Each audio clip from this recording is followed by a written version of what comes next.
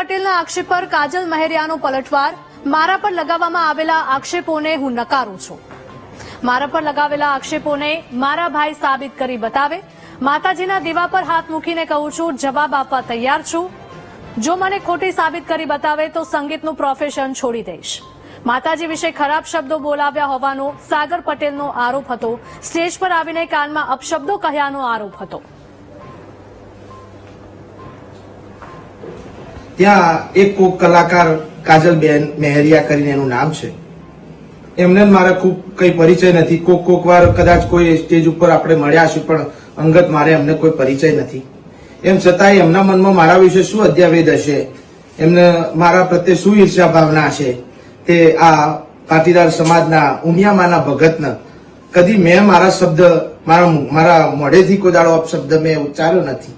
અને મારા કાનમાં આવીને અપશબ્દ મને ગાળો બોલી, મારી માતાજી વિશે, મારી ઉમિયામા વિશે ખોટું બોલી, મને એવું બોલ્યા કે હું આ વિડીયોના માધ્યમથી નહીં બોલી શકું। મિત્રો, મારા ભાઈઓ, મારા સમાજને હું વિનંતી કરું છું કે આ બેન પહેલા પણ એકવાર માતાજીને ગાળો દીધેલી છે। આ બેનને, આવા બેન કે જે આપણા સમાજમાં ઉમિયા માતાજીના ભગતને આવું જો કોનમાં બોલી જતા હોય તો તમે તમારા ગામમાં એમને પ્રોગ્રામ કદી ન કરવા દેતા, તમારા ગામમાં ન આવવા દેતા, અને લખાયેલો હોય તો એ કેન્સલ કરજો।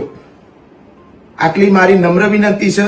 અને અમેરિકામાં રહેતા, કોઈ પણ બહારની જગ્યાએ રહેતા, કેમ કે આ બેન તો પેલા માતાજીના મને બોલીને ગયા, એના પછી મેં એમને રિસર્ચ કર્યો, મેં એમને સોંપડ્યો, ત્યારે કોઈ એમના માતાજીના એવા ગરબા છે નહીં, અને સંસ્કૃતિને આગળ વધારે એવા ગરબાએ છે નહીં, બરોબર। અને હસી તો ગાયો હસી એમની રીતે, એમાં આપણો સબ્જેક્ટ નહીં।